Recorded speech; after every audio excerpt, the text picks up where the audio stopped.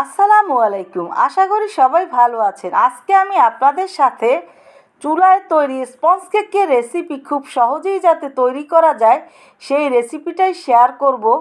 আর এটা কিন্তু খেতে দারুণ লাগে, একেবারে নরম তুলতুলে, কোনো অবস্থাতেই বোঝা যাবে না যে এটা বাসার তৈরি, দোকানের না। আর এভাবে আপনারা বিভিন্ন অনুষ্ঠানে তৈরি করে পরিবেশন করতে পারবেন, সবাই খেয়ে খুব প্রশংসাও করবে ইনশাল্লাহ। আর এই ভিডিওটা দেখার পরে যদি ভালো লাগে, আমার পাশে থাকার জন্য প্লিজ আমার চ্যানেলটা সাবস্ক্রাইব করে লাইক শেয়ার করবেন। এখানে আমি নর্মালে থাকা 8টা ডিম কুসুম এবং সাদাটা এভাবে আলাদা করে নিয়েছি। আর কুসুমটা যাতে সাদা অংশের সাথে না মিশে সেটা খেয়াল রেখে করে নিতে হবে, তা না হলে কিন্তু এই সাদা অংশটা ডিমের ফোমি হবে না। আর যদি ফ্রিজে থাকে ডিম তাহলে 2 ঘন্টা আগে বের করে নিয়ে হ্যান্ড মিক্সচারের একেবারে লো স্পিডে রেখে এই কাপের 1/3 কাপ, এটা 4 কাপ আমি চিনি নিয়েছি। আর এই চিনিটা 5 বারে আমি অল্প অল্প করে দিয়ে 8 মিনিট এই সাদা অংশের সাথে মিশিয়ে চিনিটা গলিয়ে নেওয়ার পরে ফোমি করে নিতে হবে। আর মাঝে মাঝে এভাবে একটা প্যাচুলা দিয়ে সব কিছু ভালো করে মিশিয়ে নিয়ে তারপরে লো স্পিডে কিন্তু অবশ্যই করে নিতে হবে। বেশি স্পিড বাড়িয়ে করলে তাহলে ফোমিটা ভালো হয় না। 8 মিনিট আমি একেবারে লো স্পিডে ডিমের এই সাদাটাকে ফোমি করে নেওয়ার পরে এখন ডিমের কুসুমটা আমি 2-3 বার দিয়ে এর সাথে ভালো করে আবারও লো স্পিডে মিশিয়ে নেওয়ার পরে 2 মিনিটের মতো এখন আমি এখানে ভ্যানিলা এসেন্স 1.5 চা চামচ এর ভিতরে দিয়ে 1 মিনিট আবারও মিশিয়ে নিব। এই কাজগুলো কিন্তু খুব ধৈর্যের সাথে করতে হবে, তাড়াহুড়ো করা যাবে না। এখন এখানে আমি 7 টেবিল চামচ সয়াবিন তেল দিয়ে আবারও লো স্পিডে 1 মিনিট এটা মিশিয়ে নিব। তবে সয়াবিন তেলটা দিলে ভালো হয় কেকটা, তবে না দিলেও কিন্তু সমস্যা নেই।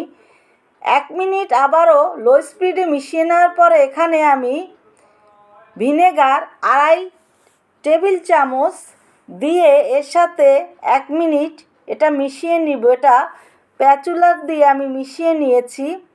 এখন আর এই ভিনেগারটা দিলে কেকটা ফুলে যাওয়ার পরে ডেবে যাবে না। এখানে ময়দার যে উপকরণটা আছে, 2 কাপ ময়দা, 1.5 চা চামচ বেকিং সোডা, 2 চা চামচ বেকিং পাউডার এবং 3 টেবিল চামচ গুঁড়ো দুধ দিয়ে আমি এই চালনিতে 3 বার চেলে নিয়েছি। এখন এই ময়দার শুকনো উপকরণটা এই ডিমের সাদা ফোমটার ভিতরে একেবারে খুব স্লোভাবে 5-6 বার দিয়ে মিশিয়ে নিতে হবে। তাড়াহুড়া কিন্তু অবশ্যই করা যাবে না, তাহলে এই যে ডিমের ফোমিটা হয়েছে সাদা অংশের সেটা কিন্তু বসে যাবে। অল্প অল্প এভাবে দিয়ে তারপরে করে নিতে হবে। যতটা তাড়াতাড়ি এখানে দেখানো আছে ভিডিওতে, এটা কিন্তু আমি আরও স্লোভাবে করে নিয়েছি। আর এখানে 2.5 টেবিল চামচ তরল দুধ নর্মালে থাকা, সেটাও আমি এর ভিতরে দিয়ে এভাবে একটা ব্যাটার করে নিয়েছি। কেকের উপর দিয়ে এভাবে ছাড়লে ভাঁজ ভাঁজ পড়বে, তাহলেই বুঝবেন আপনার এই কেকের ব্যাটারটা তৈরি হয়ে গেছে। যে বাটিতে আমি এই কেকটা তৈরি করব, আমি একটা সসপ্যান নিয়েছি এবং নিচটা একটু তেল দিয়ে কেক পেপার বিছিয়ে নিয়েছি। কেক পেপার না থাকলে আপনারা লেখালেখির কাগজ দিয়ে করে নেবেন। আর সাইডে কিন্তু বাটিটার তেল দিবেন না। এখন এভাবে একটা চামচের নিচের অংশ দিয়ে ঘুরিয়ে নিয়ে আমি বাতাসটা বের করে নিয়েছি যতটা সম্ভব, এবং বাড়ি দিয়ে এভাবে ট্যাপ করে নিতে হবে বাটিটা। যে হাঁড়িতে আমি এই কেকটা চুলায় তৈরি করব, সেই হাঁড়িটা 10 মিনিট আমি লো হিটে রেখে ফ্রি হিট করে নিয়েছি। এখন একটা স্ট্যান্ড দিয়ে কেকের এই বাটিটা বসিয়ে 1 ঘন্টা 10 মিনিট একেবারে লো হিটে, যেটা না দিলে চুলাটা বন্ধ হয়ে যাবে সেরকমের রেখে আমি কেকটা তৈরি করে নিয়েছি। এবং উঠিয়ে নেওয়ার পরে আমি এরকমের একটা পরিষ্কার পলিথিন দিয়ে এটা আমি একেবারে ঠান্ডা হওয়া পর্যন্ত ঢেকে রেখে দিব। আর এভাবে ঢেকে না দিলে কেকটা কিন্তু ড্রাই হয়ে যাবে যদি উপরে এভাবে ঢাকা না হয়।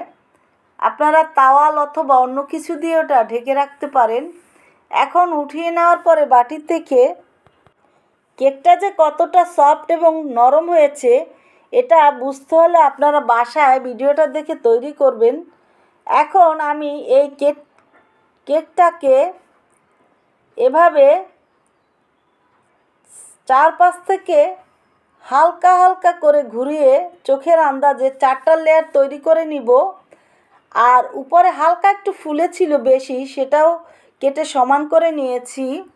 এখন এই কেকটাকে আমি নর্মাল ফ্রিজে রেখে দিব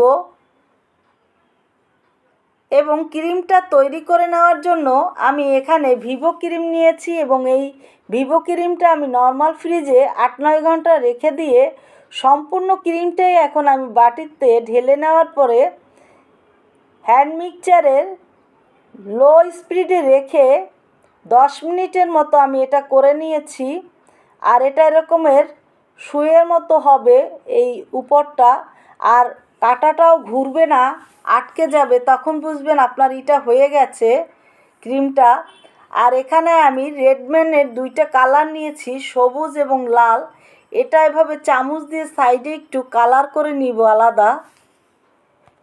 আমি গোলাপ ফুল করব সেজন্য এটা নিয়েছি। আর এখানে ক্লেমনের একটা 200 ml আমি এটা এই কেকের ভিতরে দেওয়ার জন্য নিয়েছি নর্মাল। আর এটা দিলে স্মেলটা কেকটা দারুণ লাগে। এখন কেক বোর্ডের উপর একটু ক্রিম লাগিয়ে আমি ফ্রিজ থেকে বের করে নিয়ে কেকটার একটা লেয়ার দিয়ে, আর ক্রিমটা নিচে দিলে কেকটা নড়াচড়া করবে না সেজন্য দিয়েছি। একটা লেয়ারে আমি ক্লেমন চিনির সিরাপটা দিয়ে এভাবে ক্রিম দিয়ে লাগিয়ে নিয়েছি।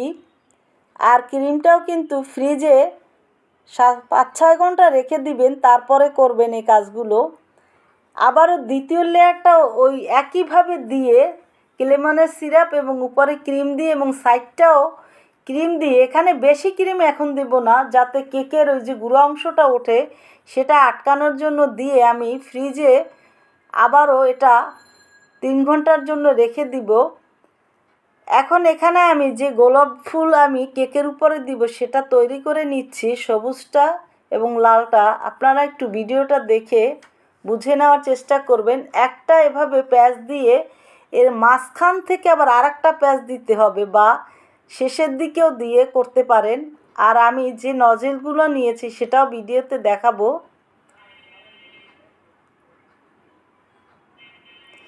আর এই কেক একবারেই খুব সুন্দর হবে না, আপনারা বাসায় এভাবে তৈরি করতে করতেই দেখবেন যে ইনশাল্লাহ আপনাদের কেকও অনেক সুন্দর হবে।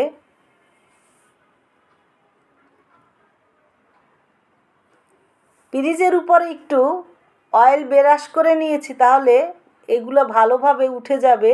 আর এই গোলাপ ফুলগুলো আমি তৈরি করে নিয়ে ডিপ ফ্রিজে রেখে দিয়েছি। আর এতে করে একটু শক্ত হয়ে যাবে, বসানোর সময় আর নরম থাকবে না সেজন্য। আপনারা এই গোলাপ ফুল তৈরি করার আগে এই ভিডিওটা কয়েকবার টেনে টেনে দেখে নেবেন, ভিডিওটা যাতে বড় হয়ে না যায় সেজন্য আমি আপনাদের সাথে এই দুইটাই শেয়ার করছি। এমনিতেই ভিডিওটা অনেক বড় হয়ে গেছে, একটু ধৈর্য সহকারে দেখে নেবেন।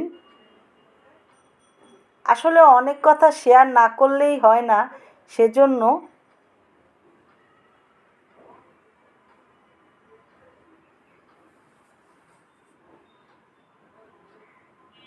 এখন ফ্রিজ থেকে বের করে নিয়েছি কেকটা। এবার আমি ক্রিম লাগাবো। আর এভাবে প্রথমে একটু আপনারা ক্রিম লাগিয়ে ফ্রিজে রেখে দিবেন, তাহলে দেখবেন কেকটা খুব সুন্দর হবে। কারণ ওই যে কেকের গুঁড়াটা থাকে ওটা প্রথমে একটা ক্রিম দিয়ে লাগিয়ে না নিয়ে করলে তাহলে ওটা উঠে আসে, সেজন্য একবারে করলে। এখন আমি এরকমের ক্রিম লাগিয়ে করে নিয়েছি, আপনারা একটু ভিডিওটা দেখে বুঝে নেওয়ার চেষ্টা করবেন। আমি অবশ্য বেশি ক্রিম ব্যবহার করব না, বেশি ক্রিম আমার বাসায় পছন্দ করে না। কেকের ফিনিশিংটা আসলে ক্রিমের বেশি কম দেওয়ার উপরে অনেকটাই নির্ভর করে। বেশি দিলে ফিনিশিংটা অনেক সুন্দর হয়।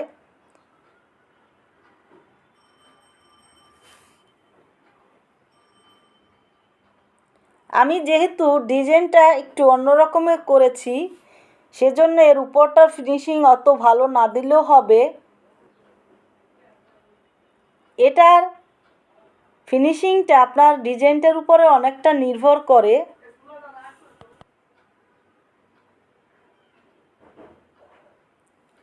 এগুলো আসলে দোকানে কিনতে পাওয়া যায়। এরকমের টেনে নিলেই কিন্তু এটাও একটা ডিজাইন হয়ে যায়। এটা আপনারা করতে করতেই পেরে যাবেন।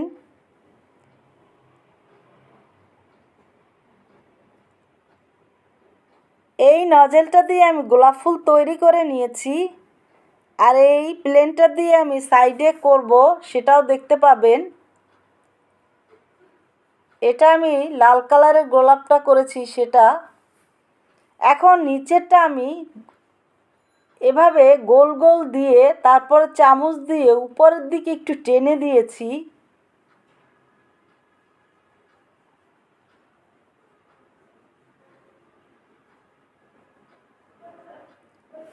ডিজাইনগুলো সম্পূর্ণ আপনাদের পছন্দ মতো করে নেবেন।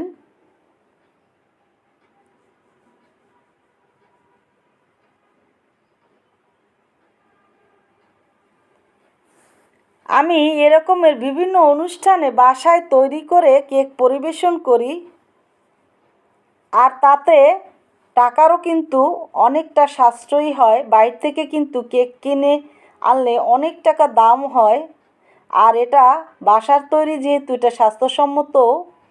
আর এই নজেলটা দিয়ে আমি এভাবে পিছনে একবার টেনে সামনে একবার টেনে এভাবে আমরা যেভাবে জামায় কুচি দেই সেরকমের দিয়ে করেছি। এখন ডিপ ফ্রিজ থেকে বের করে নিয়ে আমি গোলাপগুলো বসিয়ে দিব। আর গোলাপ বসানোর আগেও কিন্তু দেখতে কেকটা দারুণ লাগছিল।